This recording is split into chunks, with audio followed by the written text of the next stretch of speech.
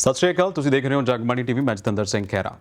ਪੰਜਾਬ ਦੀਆਂ ਇਲੈਕਸ਼ਨ ਕੋਈ ਵੀ ਹੋਵੇ ਤਾਂ ਅਖਾੜਾ ਪੱਕ ਜਾਂਦਾ ਹੈ। ਜਲੰਧਰ ਜੀਮਨੀ ਚੋਣ, ਐਮਪੀ ਇਲੈਕਸ਼ਨ ਔਰ ਸੰਤੋਖ ਜੀ ਹੁਣਾਂ ਦੇ ਜਾਣ ਤੋਂ ਪਿੱਛੋਂ ਕਾਂਗਰਸ ਨੇ ਪਹਿਲੀ ਵਾਰ ਹੋਇਆ ਕਿ ਆਪਣੇ ਨੋਰਮਸ ਨੂੰ ਥੋੜ੍ਹਾ ਜਿਹਾ ਵੱਖਰਾ ਕਰਦੇ ਹੋਏ, ਹਲੇ ਜੇ ਕਹੀਏ ਕਿ ਜਲੰਧਰ ਜੀਮਨੀ ਚੋਣ ਦੀਆਂ ਜਿਹੜੀਆਂ ਤਰੀਕਾਂ ਨੇ ਉਹ ਵੀ ਅਨਾਉਂਸ ਨਹੀਂ ਹੋਈਆਂ, ਪਰ ਇਸ ਵਕਤ ਜੇ ਕਹਿ ਲਈਏ ਕਿ ਪਰਿਵਾਰ ਦੇ ਵਿੱਚੋਂ ਹੀ ਉਹਨਾਂ ਦੀ ਧਰਮ ਪਤਨੀ ਕਰਮਜੀਤ ਕੌਰ ਚੌਧਰੀ ਹੁਣਾਂ ਨੂੰ ਟਿਕਟ ਦੇ ਦਿੱਤੀ ਹੈ। ਪਹਿਲੀ ਵਾਰ ਹੋਇਆ, ਬਹੁਤ ਕੁਝ ਪਹਿਲੀ ਵਾਰ ਹੋਣ ਵਾਲਾ ਆ। ਮੇਰੇ ਨਾਲ ਉਹ ਬੈਠੇ ਨੇ। ਸਤਿ ਸ਼੍ਰੀ ਅਕਾਲ ਜੀ। ਸਤਿ ਸ਼੍ਰੀ ਅਕਾਲ। ਕਿਵੇਂ ਹੋ? ਕਿਵੇਂ ਫੀਲ ਕਰ ਰਹੇ ਹੋ? ਫੀਲ ਕਰਨ ਦਾ, ਕਿਸ ਤਰ੍ਹਾਂ ਫੀਲ ਕਰਨ ਦੇ ਬਾਰੇ ਮੈਂ ਇਹੀ ਕਹਾਂਗੀ ਕਿ ਚੌਧਰੀ ਸਾਹਿਬ ਵਰੀ ਸ਼ਖਸੀਅਤ ਦੀ ਧਰਮ ਪਤਨੀ ਔਰ ਉਹਨਾਂ ਦਾ ਇੱਕ ਲੰਬਾ ਅਰਸਾ ਸੱਚੀ ਸੁੱਚੀ ਰਾਜਨੀਤੀ ਨੂੰ ਦੇਖਦੇ ਹੋਏ ਜੋ ਬਿਤਾਇਆ, ਉਹਨਾਂ ਦਾ ਇਸ ਤਰ੍ਹਾਂ ਅਚਾਨਕ ਚਲੇ ਜਾਣਾ ਮੇਰੀ ਜ਼ਿੰਦਗੀ ਨੂੰ ਬਿਲਕੁਲ ਦੂਸਰੇ ਰੁਖ 'ਤੇ ਮੋੜ ਗਿਆ। ਸਭ ਤੋਂ ਬੜੀ ਫੀਲਿੰਗ ਤਾਂ ਇਸ ਵੇਲੇ ਇਹ ਹੈ ਮੇਰੀ। ਔਰ ਉਹਨਾਂ ਦੇ ਜਾਣ ਤੋਂ ਬਾਅਦ ਜਿਹੜਾ ਖਲਾ ਪਿਆ ਹੈ ਔਰ ਜੋ ਸਿਆਸੀ ਇੱਕ ਅਧਿਆਇ ਨया ਸ਼ੁਰੂ ਹੋ ਗਿਆ ਹੈ, ਉਹਦੇ ਬਾਰੇ ਮੇਰੀ ਆਪਣੀ ਫੀਲਿੰਗਸ ਜੋ ਮੈਂ ਮਹਿਸੂਸ ਕਰ ਰਹੀ ਹਾਂ, ਉਹ ਮੇਰੀ ਉਸ ਜ਼ਿੰਦਗੀ ਔਰ ਇਸ ਜ਼ਿੰਦਗੀ ਤੋਂ ਬੜੇ ਵੱਖਰੇ ਨੇ ਜੀ। ਤੁਸੀਂ ਸੋ ਦੋਨਾਂ ਨੂੰ ਮੈਂ ਹੁਣ ਮੇਲ ਕੇ ਚੱਲਣ ਦੀ ਕੋਸ਼ਿਸ਼ 'ਚ ਹੈ। ਜਦੋਂ ਵੀ ਮਿਲਦੇ ਸੀਗੇ, ਕਿਉਂਕਿ ਸੰਤੋਖ ਸਿੰਘ ਚੌਧਰੀ ਹੁਣੀ ਵੀ ਇੱਦਾਂ ਸੀ ਕਿ ਬੜੀ ਮੈਨੇਜਿੰਗ ਪਰਸਨੈਲਿਟੀ ਹੈ, ਤੁਸੀਂ ਕਈ ਵਾਰ ਹੁੰਦੇ ਸੀ ਨਾਲ, ਤਾਂ ਇੱਦਾਂ ਲੱਗਦਾ ਸੀ ਕਿ ਬੜੀ ਫੁੱਲ ਸਪੋਰਟ ਹੈ ਉਹਨਾਂ ਨੂੰ, ਕਿਸੇ ਚੀਜ਼ ਦੀ ਕੋਈ ਪਰਵਾਹ ਨਹੀਂ ਹੈ। ਉਹ ਹਮੇਸ਼ਾ ਆਪਣੇ ਕੈਂਪੇਨਸ ਵੀ ਕਰਦੇ ਆ ਤਾਂ ਬੜੇ ਹਾਸੇ, ਇੱਕ ਸਮਾਈਲ ਕਨਸਟੈਂਟ ਰਹਿੰਦੀ ਸੀਗੀ। ਜਦੋਂ ਤੁਸੀਂ ਪੋਲੀਟੀਕਲੀ ਆਪ ਖੁਦ ਜਾਂਦੇ ਹੋ, ਬੜੇ ਸਾਰੇ ਚੈਲੰਜਸ ਆਉਂਦੇ ਨੇ, ਕਿਹੜੇ ਕਿਹੜੇ ਚੈਲੰਜਸ ਦੇਖਦੇ ਹੋ? ਖਹਿਰਾ ਸਾਹਿਬ, ਸਭ ਤੋਂ ਪਹਿਲੀ ਗੱਲ ਤਾਂ ਹੈ ਕਿ ਇਹ ਮੇਰਾ ਮੇਡਨ ਇਲੈਕਸ਼ਨ ਹੈ ਪਰਸਨਲੀ ਜੀ। ਜਦ ਮੈਂ ਖੁਦ ਲੜ ਰਹੀ ਹਾਂ, ਔਰ ਇਹ ਮੈਨੂੰ ਜਿਹੜਾ ਸੁਭਾਗ ਦਿੱਤਾ ਹੈ ਉਹ ਮੇਰੀ ਇੰਡੀਅਨ ਨੈਸ਼ਨਲ ਕਾਂਗਰਸ ਪਾਰਟੀ ਨੇ ਦਿੱਤਾ ਹੈ, ਜਿਹਦੇ ਲਈ ਮੈਂ ਸਭ ਤੋਂ ਪਹਿਲਾਂ ਤਾਂ ਉਹਨਾਂ ਦਾ ਧੰਨਵਾਦ ਕਰਾਂਗੀ ਕਿ ਚੌਧਰੀ ਸਾਹਿਬ ਦੇ ਜਾਣ ਤੋਂ ਬਾਅਦ ਜਿੱਥੇ ਉਹਨਾਂ ਨੇ ਮੇਰੇ ਨਾਲ, ਮੇਰੇ ਪਰਿਵਾਰ ਦੇ ਨਾਲ ਆਪਣਾ ਤਨੋਂ ਮਨੋਂ ਮੈਨੂੰ ਸਪੋਰਟ ਕਰਕੇ ਮੈਨੂੰ ਆਪਣਾ ਜਿਹੜਾ ਦੁੱਖ ਹੈ ਭੁੱਲਣ 'ਚ ਮੇਰੀ ਮਦਦ ਕੀਤੀ। ਹੋਰ ਵੀ ਸਾਰੇ ਜਿੰਨੇ ਰਾਜਨੀਤਿਕ ਲੀਡਰ ਸਨ ਵੱਖ-ਵੱਖ ਪਾਰਟੀਆਂ ਦੇ, ਪਾਰਟੀ ਪੱਧਰ ਤੋਂ ਉੱਠ ਕੇ ਉਹਨਾਂ ਨੇ ਮੈਨੂੰ ਆ ਕੇ ਮੇਰੇ ਪਰਿਵਾਰ ਨੂੰ ਸਾਂਤਵਨਾ ਦਿੱਤੀ। ਮੈਂ ਸਭ ਤੋਂ ਪਹਿਲਾਂ ਤਾਂ ਉਹਨਾਂ ਦਾ ਧੰਨਵਾਦ ਕਰਦੀ ਹਾਂ ਔਰ ਧੰਨਵਾਦ ਕਰਦੀ ਹਾਂ ਸਾਡੇ AICC ਪ੍ਰੈਜ਼ੀਡੈਂਟ ਆਨਰੇਬਲ ਸਾਡੇ ਮਾਲਿਕ ਅਰਜੁਨ ਖੜਗੇ ਜੀ ਦਾ, ਮੈਡਮ ਸਾਡੇ ਆਦਰਨੀय ਸੋਨੀਆ ਗਾਂਧੀ ਜੀ ਦਾ, ਸਾਡੇ ਯੂਥ ਦੇ ਆਈਕਨ ਸਾਡੇ ਬਹੁਤ ਹੀ ਪਿਆਰੇ ਰਾਹੁਲ ਗਾਂਧੀ ਜੀ ਦਾ, ਪ੍ਰਿਯੰਕਾ ਜੀ ਦਾ। ਇਹਨਾਂ ਸਾਰਿਆਂ ਨੇ ਇਸ ਦੁੱਖ ਦੀ ਘੜੀ 'ਚ ਸਾਨੂੰ, ਜਿੱਥੇ ਇਸ ਦੁੱਖ ਨੂੰ ਭੁੱਲਣ ਦੇ ਲਈ ਸਾਡਾ ਸਾਥ ਦਿੱਤਾ, ਉਸ ਦੁੱਖ ਨੂੰ ਵੰਡਿਆ, ਉਹਦੇ ਨਾਲ ਸਾਨੂੰ ਸਿਆਸੀ ਤੌਰ 'ਤੇ ਵਿੱਚ ਵੀ ਸਾਡੇ ਪਿੱਠ 'ਤੇ ਖੜੋਏ, ਤਾਂ ਕਿ ਚੌਧਰੀ ਸਾਹਿਬ ਦੇ ਜਾਣ ਤੋਂ ਬਾਅਦ ਜੋ ਖਲਾ ਪਾਰਟੀ 'ਚ ਪਿਆ ਔਰ ਸਾਡੇ ਪਰਿਵਾਰ 'ਚ ਪਿਆ, ਉਹ ਪੂਰਾ ਹੋ ਸਕੇ। ਪਰ ਉਸ ਨੂੰ ਕੁਛ ਹੱਦ ਤੱਕ ਮੈਂ ਮੇਰਾ ਬੇਟਾ, ਅਸੀਂ ਉਸ ਨੂੰ ਪੂਰਾ ਕਰ ਸਕੀਏ। ਇਹਦੇ ਲਈ ਮੈਂ ਉਹਨਾਂ ਦਾ ਧੰਨਵਾਦ ਕਰਦੀ ਹਾਂ। ਚੈਲੰਜ ਪੁੱਛ ਰਿਹਾ ਸੀ ਮੈਂ ਕਿ ਚੈਲੰਜ ਦੇ ਬਾਰੇ ਮੈਂ ਆ ਰਹੀ ਹਾਂ ਕਿ ਚੈਲੰਜ ਜਿਹੜੀ ਹੈ ਮੇਰੇ ਖਿਲਾਫ, ਮੇਰੇ ਆਪਣਾ ਵਿਅਕਤੀਗਤ ਸੋਚਣਾ ਹੈ ਕਿ ਲਾਈਫ ਦਾ ਹਰ ਪਲ ਇੱਕ ਜੰਗ ਹੁੰਦਾ, ਹਰ ਪਲ ਇੱਕ ਨਵੀਂ ਜੰਗ ਹੈ।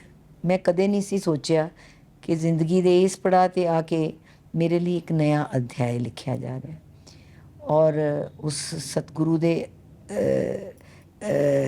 ਮੇਰੇ ਵਾਸਤੇ ਇਹ ਪਲਾਨ ਸੀ। ਇਹ ਕੋਈ ਨਾ ਜਾਣਿਆ ਨਾ ਮੈਂ ਜਾਣਦੀ। ਮੈਂ ਟੋਕ ਰਿਹਾ ਤੁਹਾਨੂੰ, ਤੁਸੀਂ ਕਦੀ, ਤੁਹਾਡੀ ਚਾਹ ਵੀ ਨਹੀਂ ਸੀ ਵੀ ਤੁਸੀਂ ਇਲੈਕਸ਼ਨ ਲੜੋ? ਕਦੇ ਸੋਚਿਆ ਨਹੀਂ? ਖਹਿਰਾ ਸਾਹਿਬ, ਤੁਹਾਨੂੰ ਮੈਂ ਉਹੀ ਪੁਆਇੰਟ 'ਤੇ ਦੱਸ ਰਹੀ ਹਾਂ ਕਿ ਜ਼ਿੰਦਗੀ ਦੇ ਇਸ ਪੜਾਅ 'ਤੇ ਮੈਂ ਬੜੀ ਸੈਟਿਸਫਾਈਡ ਸੀ ਕਿ ਚੌਧਰੀ ਸਾਹਿਬ ਬਹੁਤ ਅੱਛਾ ਆਪਣਾ ਜਿਹੜਾ ਪੋਲੀਟੀਕਲ ਕਰੀਅਰ ਹੈ ਉਹ ਚਲਾ ਰਹੇ ਹੈ, ਔਰ ਮੈਂ ਬੜੀ ਸੁਭਾਗੀ ਹਾਂ ਕਿ ਵਿਕਰਮਜੀਤ ਮੇਰਾ ਬੇਟਾ ਵੀ ਵਿਧਾਨ ਸਭਾ ਦੇ ਵਿੱਚ ਹੈ ਔਰ ਬਹੁਤ ਅੱਛਾ ਕੰਮ ਕਰ ਰਿਹਾ, ਅਤੇ ਇਹੀ ਮੇਰਾ ਪਰਿਵਾਰ ਹੈ। ਅਤੇ ਇਹਦੇ 'ਚ ਮੈਂ ਕਿੱਥੋਂ ਸੋਚਣਾ ਸੀਗਾ ਕਿ ਹੁਣ ਮੈਂ ਵੀ ਵਿੱਚ ਇਲੈਕਸ਼ਨ ਲੜਾਂ। ਵਾਹਿਗੁਰੂ ਐਸਾ ਸਮਾਂ ਜ਼ਿੰਦਗੀ 'ਚ ਕਿਸੇ ਲਈ ਨਾ ਲੈ ਕੇ ਆਵੇ, ਲੇਕਿਨ ਜੋ ਵਕਤ ਆਇਆ ਹੈ ਉਸ ਨੂੰ ਫੇਸ ਕਰਨਾ ਔਰ ਲੜਾਈ ਕਰਨੀ ਔਰ ਉਹਦੇ 'ਚ ਪਾਰ ਉਤਰਨ ਦੀ ਕੋਸ਼ਿਸ਼ ਕਰਨੀ, ਇਹ ਮੇਰੇ ਪਰਿਵਾਰ ਨੇ ਮੈਨੂੰ ਸਿਖਾਇਆ ਹੈ। ਜੀ ਕਿਉਂਕਿ ਮੈਂ ਬੇਸਿਕਲੀ ਇੱਕ ਆਰਮੀ ਆਫਿਸਰ ਫੈਮਿਲੀ ਤੋਂ ਹਾਂ। ਮੇਰੇ ਡੈਡ ਨੇ ਸੈਕੰਡ ਵਰਲਡ ਵਾਰ ਲੜੀ, ਜੀ ਮੇਰੇ ਬ੍ਰਦਰ ਨੇ ਕਾਰਗਿਲ ਦੀ ਵਾਰ ਲੜੀ ਹੈ। ਮੇਰੇ ਇੱਕ ਬ੍ਰਦਰ ਜਿਹੜੇ ਨੇ ਉਹ ਮੈਡੀਕਲ ਦੇ ਖੇਤਰ 'ਚ CMO ਰਿਟਾਇਰ ਹੋਏ ਹੈ। ਮੈਂ 40 ਵਰੇ ਆਪਣੇ ਐਜੂਕੇਸ਼ਨ ਦੀ ਫੀਲਡ 'ਚ ਜੂਝੀ ਹੈ ਔਰ ਉਹਨੂੰ ਆਪਣੀ ਸ਼ਮਤਾ ਦੇ ਹਿਸਾਬ ਨਾਲ ਮੈਂ ਉਸਨੂੰ ਪਾਲਿਆ, ਉਸਨੂੰ ਜੀਆ ਔਰ ਉਹਦੇ ਵਿੱਚ ਮੈਂ ਆਪਣਾ ਯੋਗਦਾਨ ਪਾਇਆ। ਔਰ ਅੱਜ ਜੇ ਮੈਂ ਦੇਖਾਂ ਤਾਂ ਚੈਲੰਜ ਤਾਂ ਜ਼ਿੰਦਗੀ 'ਚ ਉਸ ਦਿਨ ਤੋਂ ਹੀ ਆ ਗਿਆ ਜਿਸ ਦਿਨ ਮੈਂ ਆਪਣੇ ਪਿਤਾ ਜੀ ਨੂੰ ਖੋਇਆ। ਚੈਲੰਜ ਉਸ ਦਿਨ ਆ ਗਿਆ ਜਿਸ ਤਰ੍ਹਾਂ ਜ਼ਿੰਦਗੀ ਦੇ ਵਿੱਚ ਚੌਧਰੀ ਸਾਹਿਬ ਅਚਾਨਕ ਸਾਨੂੰ ਵਿਛੋੜਾ ਦੇ ਗਏ।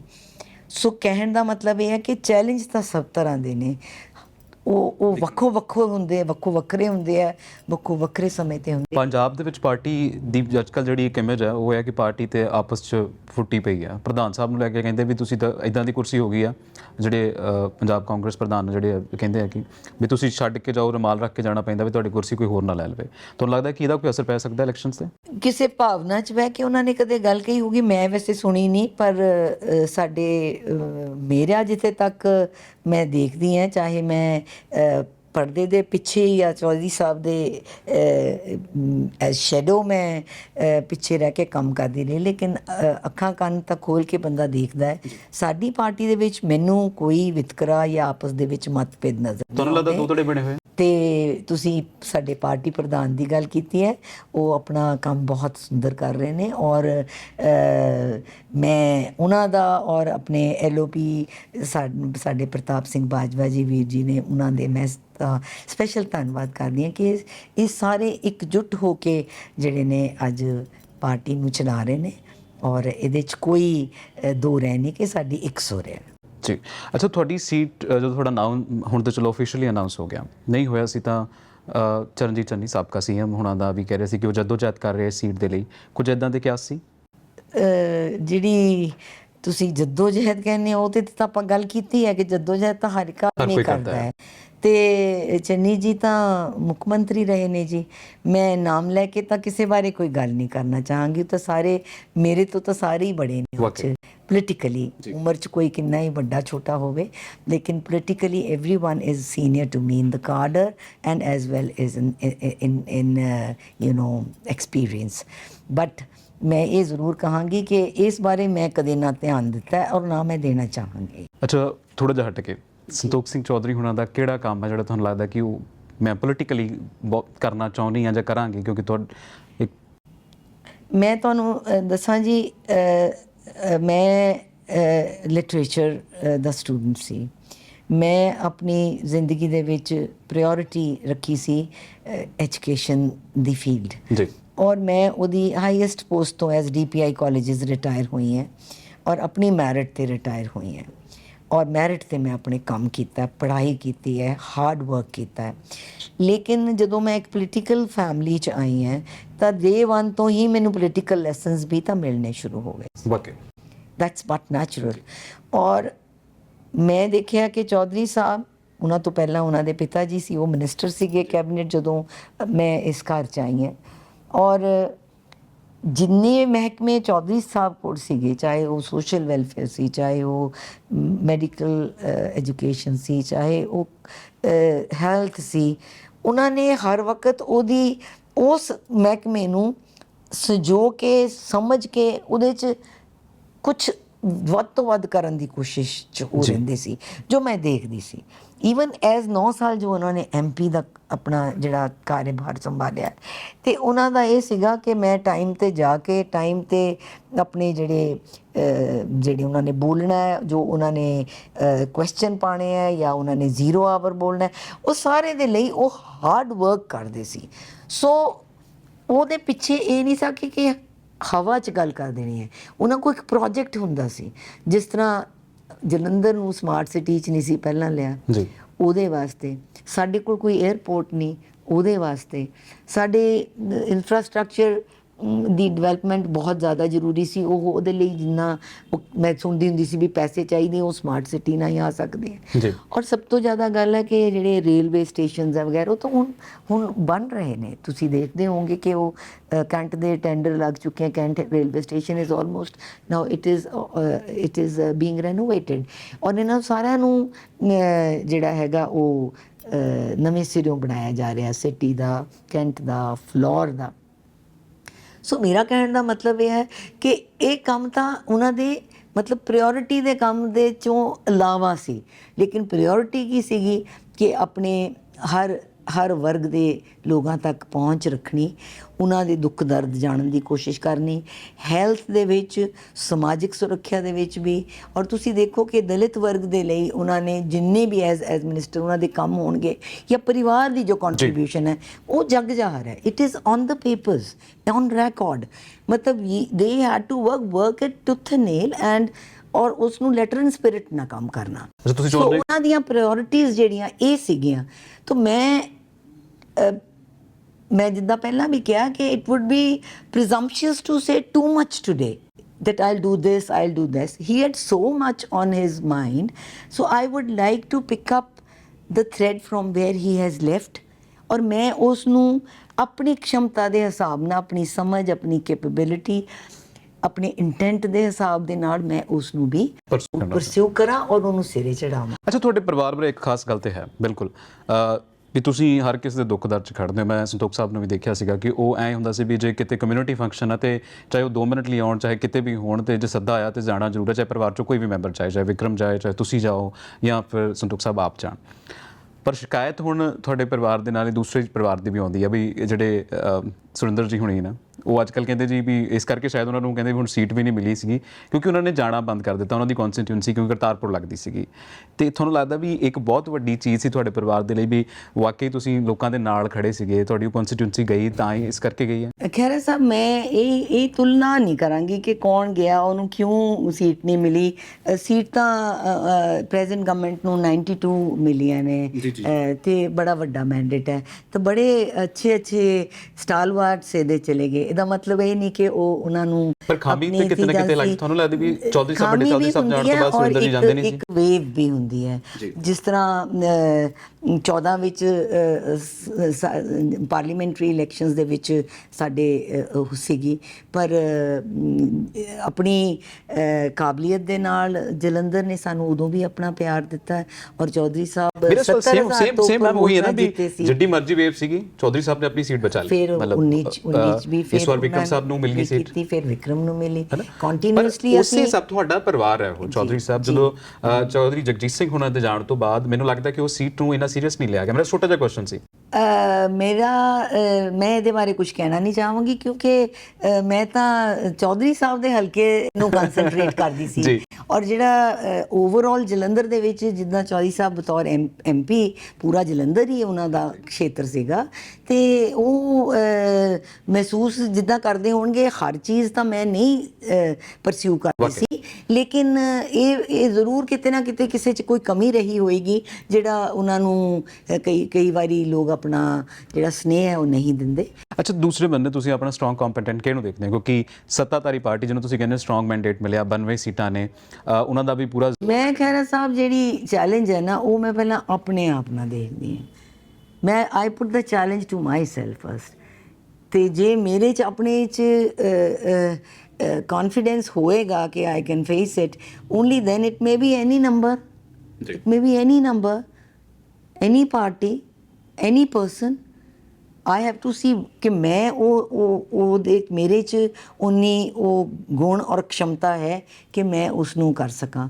ਔਰ ਮੈਂ ਤਾਂ ਧੰਨਵਾਦ ਇਸ ਲਈ ਵੀ ਆਪਣੀ ਪਾਰਟੀ ਦਾ ਕਰਦੀ ਹਾਂ ਕਿ ਉਹਨਾਂ ਨੇ ਇਸ ਗ੍ਰੈਂਡ ਓਲਡ ਪਾਰਟੀ ਦਾ ਨੁਮਾਇੰਦਾ ਮੈਨੂੰ ਬਣਾਇਆ, ਉਸ ਕੌਂਸਟੀਚੁਐਂਸੀ ਦਾ ਜਿਹਨੂੰ ਮੇਰੇ ਪਤੀ ਨੇ ਇੱਕ ਐਡੀਫਿਸ ਐਸਾ ਬਣਾਇਆ ਉਹਨਾਂ ਨੇ, ਜਿਹਦੇ ਵਿੱਚ ਆਪਸੀ ਭਾਈਚਾਰਾ, ਸਿਕਿਉਰਿਟੀ ਔਰ ਪਿਆਰ ਜਿਹੜਾ ਹੈ ਉਹਨੂੰ ਉਹਨਾਂ ਨੇ ਨੀਚ ਰੱਖਿਆ। ਮੈਂ ਤਾਂ ਉਸ ਮਹਿਲ ਨੂੰ ਉੱਪਰ ਉਠਾਉਣਾ ਚਾਹਾਂਗੀ। ਵਾਕਈ ਦੇਖੋ ਤੁਸੀਂ ਪਾਰਟੀ ਨੂੰ ਕਿਹਾ ਗ੍ਰੈਂਡ ਓਲਡ ਲੇਡੀ ਆ, ਬਹੁਤ ਇਹ 'ਚ ਕੋਈ ਸ਼ੱਕ ਨਹੀਂ ਹੈਗਾ ਕਿ ਇਹ ਸਭ ਤੋਂ ਓਲਡ ਪਾਰਟੀ ਆ, ਪਰ ਜਿਹੜੀਆਂ ਤੁਸੀਂ ਦੂਸਰੀਆਂ ਗੱਲਾਂ ਕਹੀਆਂ ਮੈਨੂੰ ਲੱਗਦਾ ਅੱਜ ਕੱਲ੍ਹ ਨਹੀਂ ਵੀ ਭਾਈਚਾਰਾ ਕਹਿ ਲਏ, ਕਿਉਂਕਿ ਬੜੇ ਸਾਰੇ ਲੋਕ ਇਸ ਪਾਰਟੀ 'ਚੋਂ ਚਲੇ ਗਏ, ਬੜੇ ਉਹ ਟਕਸਾਲੀ ਲੋਕ, ਮੈਂ ਕੈਪਟਨ ਅਮਰਿੰਦਰ ਹੋਣਾ ਦੀ ਚਲੋ ਐਗਜ਼ਾਮਪਲ ਦੇ ਦਿੰਦਾ, ਐਡੇ ਟਕਸਾਲੀ ਬੰਦੇ ਇਸ ਪਾਰਟੀ 'ਚੋਂ ਚਲੇ ਗਏ, ਜਿਹੜੇ ਤੁਹਾਡੇ ਅੱਜ ਕੱਲ੍ਹ ਕੈਂਪੇਨਸ ਦੇ ਚੇਅਰ ਬਣਾਏ ਦਿੱਤੇ ਆ, ਹੈਡ ਬਣਾਏ ਹੋਏ ਆ, ਉਹਨਾਂ ਦੇ ਖੁਦ ਦੇ ਭਰਾ ਸੋਢੀ ਸਾਹਿਬ, ਐਡੇ ਵੱਡੇ ਨਾਮ।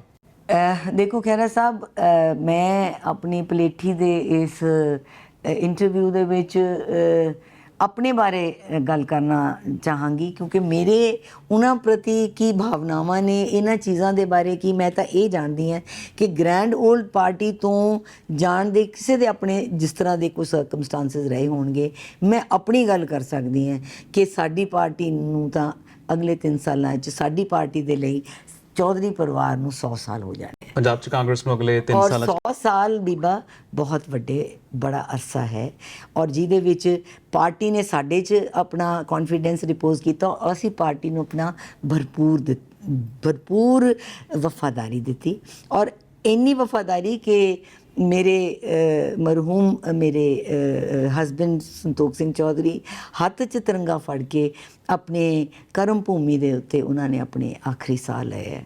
ਅਤੇ ਇਸ ਤੋਂ ਜ਼ਿਆਦਾ ਵਫਾਦਾਰੀ ਤਾਂ ਹੋਰ ਕੌਣ ਕੀ ਦਿਖਾ ਸਕਦਾ ਹੈ। ਔਰ ਇਹ ਜਿਹੜਾ 100 ਸਾਲ ਤੱਕ ਇੱਕ ਪਾਰਟੀ 'ਚ ਟਿਕੇ ਰਹਿਣਾ, ਇਹ ਵੈਸੀਲੇਟਿੰਗ ਮਾਈਂਡਸ ਨਹੀਂ ਕਰ ਸਕਦੇ। ਵੈਸੀਲੇਟਿੰਗ ਮਾਈਂਡ ਸਿਰਫ ਗ੍ਰੀਨ ਪਾਸਚਰਸ ਲੱਭਦਾ ਕਿ ਮੈਨੂੰ ਫਾਇਦਾ ਕਿੱਥੇ ਹੈ। ਅਸੀਂ ਕਦੇ ਕਿਸੇ ਵੀ ਟਾਈਮ, ਚਾਹੇ ਕਾਂਗਰਸ ਤੇ ਭਾਰੇ ਦਿਨ ਹੋਣ, ਰੇਨੀ ਡੇਜ਼ ਹੋਣ, we never tried to jump our loyalties and we will never do it. ਅੱਛਾ, ਜਦੋਂ ਸੰਤੋਖ ਸਾਹਿਬ ਇਸ ਦੁਨੀਆ ਨੂੰ ਜਾਂਦੇ, ਫੌਤ ਹੁੰਦੇ ਆ, ਤਾਂ ਮੈਂ ਇੱਕ ਸਟੇਟਮੈਂਟ ਦੇਖ ਰਿਹਾ ਸੀ, ਵਿਕਰਮ ਉਹਨਾਂ ਨੇ ਕਿਹਾ ਵੀ ਸਾਡੇ ਜਿਹੜੇ ਇੱਥੇ ਐਮਰਜੈਂਸੀ ਇੱਕ ਸਿਸਟਮ ਨੇ, ਜਿਵੇਂ ਐਂਬੂਲੈਂਸ ਨੇ ਜਾਂ ਫਿਰ ਇਹ ਜਿਹੜੇ ਐਮਰਜੈਂਸੀ ਟਰਾਂਸਪੋਰਟੇਡ ਸਿਸਟਮ ਨੇ, ਉਹਨਾਂ ਨੂੰ ਵਧੀਆ ਹੋਣਾ ਚਾਹੀਦਾ। ਤੁਸੀਂ ਇਸ ਉੱਤੇ ਕੰਮ ਕਰੋਗੇ ਜਦੋਂ ਤੁਸੀਂ ਇਲੈਕਟ? ਜਿਹੜਾ ਤੁਸੀਂ ਇਹ ਕੀਤਾ ਨਾ ਜੀ, ਮੈਂ ਤੁਹਾਨੂੰ ਕਿਹਾ ਕਿ ਹੈਲਥ ਉਹਨਾਂ ਦੀ ਪ੍ਰਾਇੋਰਟੀ ਰਹੀ ਹੈ। He has been a health minister, ਔਰ ਤੁਹਾਨੂੰ ਪਤਾ 108 ਜਿਹੜੀ ਐਂਬੂਲੈਂਸਿਸ ਹੈ ਸਾਡੇ ਆਨਰੇਬਲ ਡਾਕਟਰ ਮਨਮੋਹਨ ਸਿੰਘ ਜੀ ਦੇ ਵੇਲੇ ਸ਼ੁਰੂ ਹੋਈਆਂ ਸੀਗੀਆਂ। ਇਹ ਸੀਗੀਆਂ ਕਿ ਇੱਕ ਕਾਮਨ ਮੈਨ ਨੂੰ ਸਾਧਨ ਨਹੀਂ ਹੁੰਦੇ, ਜਦੋਂ ਐਮਰਜੈਂਸੀ ਹੁੰਦੀ ਹੈ, ਉਹਨਾਂ ਦੇ ਐਮਰਜੈਂਸੀ ਕਿਸੇ ਨੂੰ ਵੀ ਹੋ ਸਕਦੀ ਹੈ, ਔਰ ਜਾਂ ਫਿਰ ਸੜਕ 'ਤੇ ਕੋਈ ਟਰੋਮਾ ਹੁੰਦਾ, ਐਕਸੀਡੈਂਟ ਹੁੰਦਾ, ਉਹਨਾਂ ਨੂੰ ਪਿਕ ਕਰਕੇ।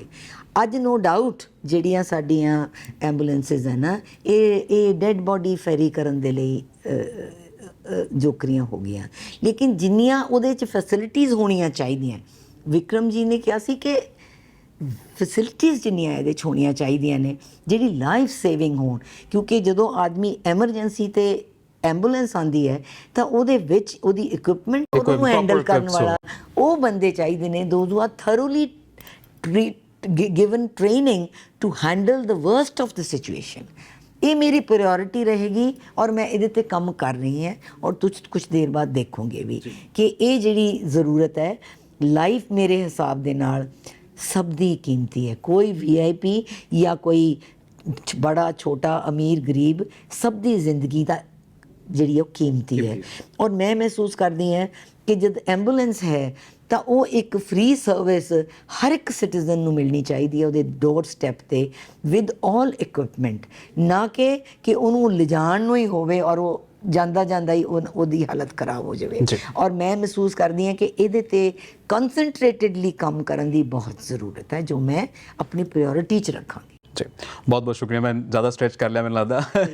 ਔਰ ਲਾਸਟ ਜਾਂਦੇ ਤੁਸੀਂ ਜੇ ਕੁਝ ਕਹਿਣਾ ਚਾਹੋ ਤਾਂ ਪਲੀਜ਼। ਮੈਂ ਇੱਕ ਮਹਿਲਾ ਹਾਂ, ਮੈਂ ਆਪਣੀ ਸਾਰੀ ਜ਼ਿੰਦਗੀ ਜਿਹੜੀ ਹੈ ਉਹ ਸਿੱਖਿਆ ਦੇ ਖੇਤਰ ਨੂੰ ਸਮਰਪਿਤ ਭਾਵਨਾ ਨਾਲ ਕੀਤਾ ਹੈ, ਔਰ ਅਨੇਕਾਂ ਬੱਚਿਆਂ ਨੂੰ ਤਾਲੀਮ ਦਿੱਤੀ ਹੈ।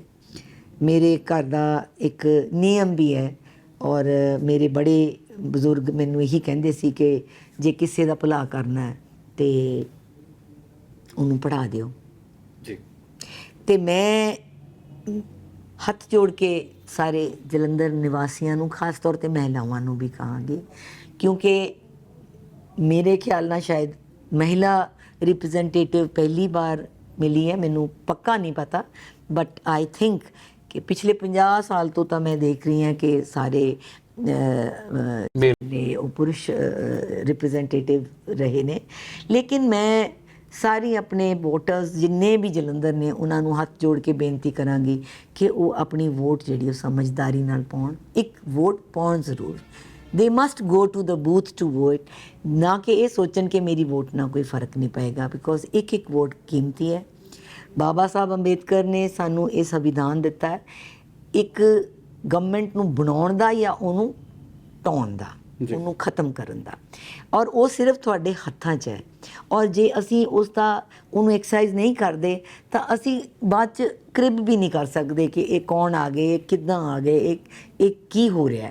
ਸੋ ਇਹ ਸਾਰਾ ਕੁਝ ਤੁਹਾਡੇ ਲੀਡਰਸ ਤੁਸੀਂ ਖੁਦ ਚੁਣੋ ਔਰ ਦੇਖੋ ਕਿ ਸਾਡਾ ਜਿਹੜਾ ਕੀਮਤੀ ਵੋਟ ਹੈ ਉਹ ਕਿਹਨੂੰ ਜਾ ਰਿਹਾ, ਕੀ ਉਹ ਉਹਦਾ ਹੱਕਦਾਰ ਹੈ, ਡਜ਼ ਹੀ ਔਰ ਸ਼ੀ ਡਿਜ਼ਰਵਸ ਆ ਵੋਟ। ਅਤੇ ਜੇ ਤੁਸੀਂ ਉਹ 'ਚ ਡਿਜ਼ਰਵ ਕਰਕੇ ਵੋਟ ਪਾਓਗੇ ਔਰ ਜ਼ਰੂਰ ਵੋਟ ਪਾਓਗੇ ਤਾਂ ਮੇਰਾ ਖਿਆਲ ਹੈ ਕਿ ਜਿਹੜਾ ਤੁਸੀਂ ਮਹਿਸੂਸ ਕਰਦੇ ਜਿਹੜਾ ਗੰਧਲਾਪਣ ਸਾਡੀ ਪੋਲੀਟੀਕਲ ਅਰੀਨਾ 'ਚ ਤੁਹਾਨੂੰ ਦਿਖਦਾ ਹੈ ਉਹ ਹੌਲੀ ਹੌਲੀ ਪਰਜਿੰਗ ਹੋ ਜਾਏਗੀ। ਪਰ ਵੋਟਰ ਨੂੰ ਸਿਆਣਾ ਹੋਣਾ ਚਾਹੀਦਾ, ਪੈਣਾ ਚਾਹੀਦਾ। ਵਾਕਈ ਵੋਟ ਤੁਹਾਡੀ ਹੈ ਜੀ, ਹੱਕ ਵੀ ਤੁਹਾਡਾ। ਤੁਸੀਂ ਸਿਰਫ ਤੇ ਸਿਰਫ, ਕਿਉਂਕਿ ਮੈਂ ਹਮੇਸ਼ਾ ਕਹਿੰਦਾ ਹੁੰਦਾ ਵੀ ਦੋਨੇ ਚੀਜ਼ਾਂ ਪਲੇਟ 'ਚ ਰੱਖਣਾ ਮੇਰਾ ਫਰਜ਼ ਹੈ। ਵੈਸੇ ਜੇ ਜਲੰਧਰ ਇਲੈਕਸ਼ਨ ਦੀ ਗੱਲ ਕਰਾਂ, ਜਲੰਧਰ MP ਇਲੈਕਸ਼ਨ ਦੀ ਗੱਲ ਕਰਾਂ, ਜੇਕਰ 16 ਵਾਰ ਇਲੈਕਸ਼ਨ ਹੋਏ ਆ ਤਾਂ ਮੈਨੂੰ ਲੱਗਦਾ 13 ਵਾਰ ਕਾਂਗਰਸ ਇੱਥੇ ਰਹੀ ਆ। ਚੈਲੰਜਸ ਤਾਂ ਹੁੰਦੇ ਨੇ ਹਰ ਕਿਸੇ ਦੇ ਅੱਗੇ, ਕਿਉਂਕਿ ਇਹ ਪੋਲੀਟੀਕਲ ਅਰੀਨਾ ਹੈ ਹੀ ਇੱਦਾਂ ਦਾ। ਮੈਂ ਲਗਾਤਾਰ ਤੁਹਾਡੇ ਨਾਲ ਇੱਦਾਂ ਦੀਆਂ ਅਪਡੇਟਸ ਜਿਹੜੀਆਂ ਨੇ ਉਹ ਸਾਂਝੀਆਂ ਕਰਦਾ ਰਹਾਂਗਾ। ਦੇਖਦੇ ਰਹੋ ਜਗਬਾਣੀ TV। ਸਤਿ ਸ਼੍ਰੀ ਅਕਾਲ।